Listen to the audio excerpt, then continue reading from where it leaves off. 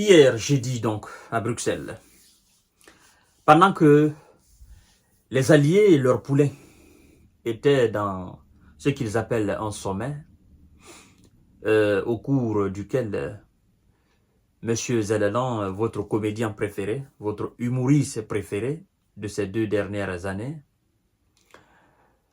était appelé à présenter son plan de victoire. Pendant ce temps, la Russie sur le terrain, dans l'est de l'Ukraine, a conquis 2 localités, 2 grandes localités. Et le nombre de S envoyés au repos éternel va chercher dans près de 3000 dans la libération de ces 2 localités. En plus de cela, les dépôts de munitions, dépôts de missiles, dépôts de drones ont été réduits en silence. C'est comme ça que je peux dire. C'est-à-dire rendus en molécules. Et du matériel militaire occidental, vous ne pouvez pas imaginer. Du matériel militaire occidental. Tout ce que vous pouvez connaître. Lance-roquettes multiples, des chars, des blindés. Vous comprenez? Et tant d'autres. Là où on perd près de 3000, vous devez savoir qu'ils vont avec du matériel.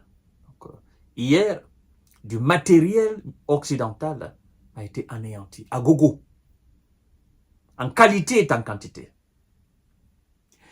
Et dans tout ça, M. Zellelan se tenait devant ses alliés à Bruxelles, avec son plan de victoire.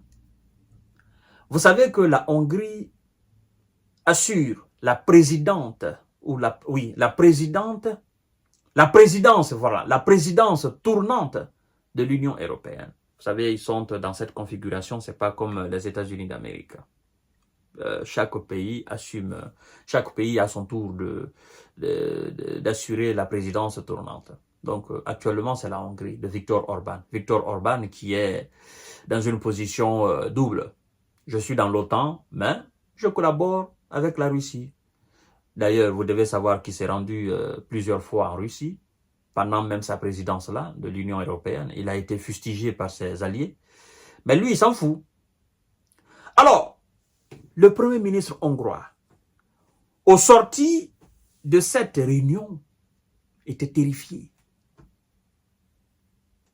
Oui, après que M. Zellelan ait étalé son plan de victoire, M. Viktor Orban était terrifié.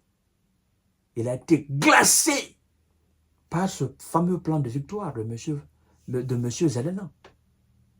Il est sorti apeureux de la salle. Et immédiatement, il n'a pas tardé. Sur son compte X, M. Viktor Orban déclare devant le monde entier. Il dit, le plan de victoire de M. Zellelan est terrifiant. J'étais terrifié. Son plan de victoire m'a glacé le sang.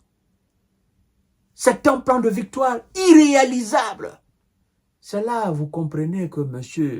Biden a dit, mon gars, tu es venu me présenter le plan de victoire ici, non? D'accord, tu as présenté à Kamala Harris. Ok, tu as présenté à M. Donald Trump. Ok, ce qu'on va faire, nous n'allons pas prendre la décision. Va en Europe.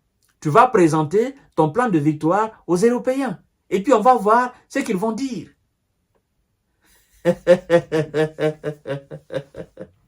Alors, hier, il a présenté son plan de victoire. Donc, le président en exercice de l'Union européenne, c'est lui qui dit être terrifié par le plan de victoire de M. Volodymyr. Et maintenant, écoutez ce que M. Orban dit. C'est pas possible. Le Premier ministre hongrois qualifie de terrifiant le plan de victoire de Volodymyr Zellelan. Le président ukrainien a présenté jeudi à Bruxelles son plan de victoire, réaffirmant que son pays, n'est-ce pas, en très grande difficulté sur le champ de bataille, devait être en position de force avant toute négociation. Alors, le Premier ministre hongrois, le président en exercice de l'Union européenne, Viktor Orban, a qualifié ce plan de terrifiant. Il dit, je cite, « Nous sommes en train de perdre cette guerre. Cette stratégie ne marche pas. Il faut la changer. » A-t-il affirmé sur sa page Facebook, réclamant l'ouverture de négociations immédiates avec la Russie où il s'était rendu en juillet lors d'une mission de paix très contestée par ses alliés. Donc, M. Orban dit, nous sommes en train de perdre cette guerre. Alors, qui ne sait pas que l'Occident a perdu déjà la guerre? Qui ne le sait pas? En tout cas, pas vous. Vous qui me suivez, vous êtes informés en temps réel de la belle information et de l'information authentique. Tout ce qui se passe, j'allume ma caméra, je vous passe l'information et puis je les décortique. Donc, vous êtes sous la même longueur d'onde en termes d'information que M. Zellelan et tous les autres. Vous êtes informés de tout ce qui se passe.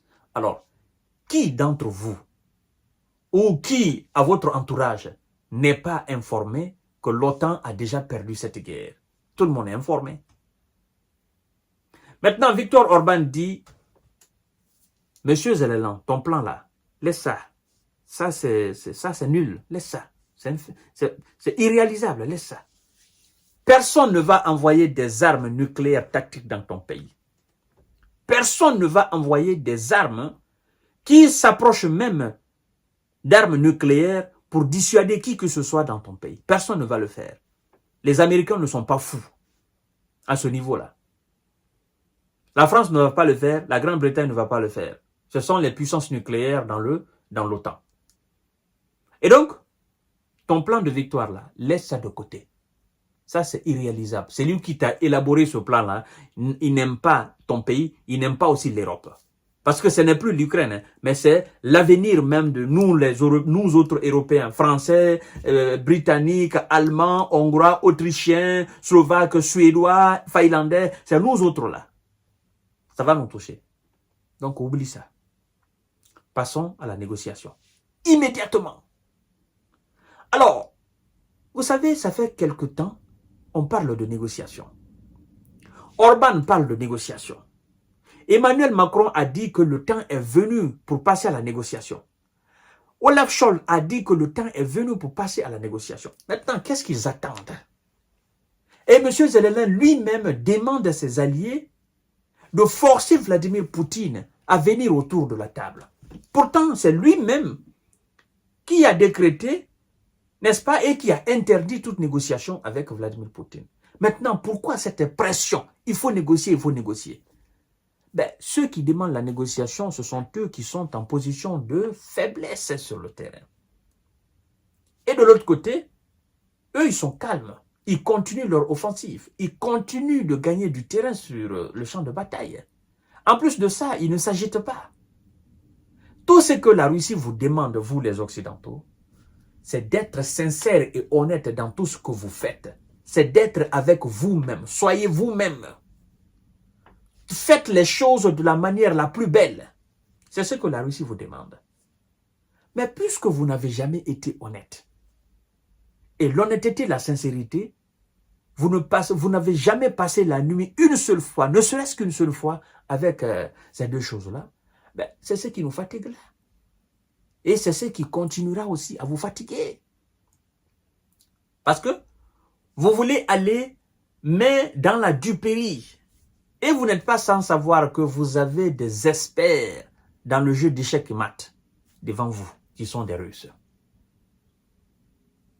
Quand vous jouez, ils vous regardent faire. Ils sont assis, ils vous regardent faire. Ils ne sont pas pressés. Mais une fois qu'ils rentrent dans la danse, c'est terminé pour vous. C'est ce qui s'est passé sur le terrain en Ukraine. Tout le monde veut négocier maintenant. Mais qui va prendre son courage à bras le corps, dire la vérité aux Américains, pour dire, écoutez, on en a marre maintenant de cette situation-là. Si vous ne prenez pas une décision, nous allons prendre, nous Européens, nous allons prendre la décision de mettre fin à cette situation. Ou bien vous continuerez tout seul face à la Russie. nous n'allons plus débourser un seul sou pour soutenir l'Ukraine, point barre. Parce qu'on est fatigué et on a perdu. Il faut reconnaître, il faut assumer sa responsabilité. Quel dirigeant va le faire? Ou bien quels sont les dirigeants européens qui vont se donner la main pour bomber le torche face aux États-Unis, pour leur dire, pour leur cracher la vérité? Une fois dans votre existence, faites montre de grandeur, faites montre d'audace, faites montre de courage et de dextérité. N'ayez pas peur. L'on ne vit qu'une seule fois. Les Américains ne vont rien vous faire. Mais vous continuez d'avoir peur et ils continueront effectivement de vous affaiblir économiquement, politiquement et diplomatiquement, non seulement sur le continent européen, mais aussi ailleurs dans le monde entier. Parce que vous n'êtes plus écoutés, vous n'êtes plus considérés. Vous êtes considérés dorénavant comme des antennes des États-Unis d'Amérique. Vous voyez? Vous avez perdu votre influence dans le monde. Donc, M. Viktor Orban, lui, il est terrifié. Il dit, passons à la négociation. Volodymyr Zelensky, mets ça dans les tiroirs. On n'a pas besoin de ton plan de victoire là. Ça ne marchera pas. On est en train de perdre le terrain. Et pendant ce temps, la Russie a pris 2 localités. Mesdames et messieurs, je vous donne rendez-vous tout à l'heure pour notre série d'informations de décortiquage. Partagez la vidéo dans tous les groupes possibles. Merci beaucoup.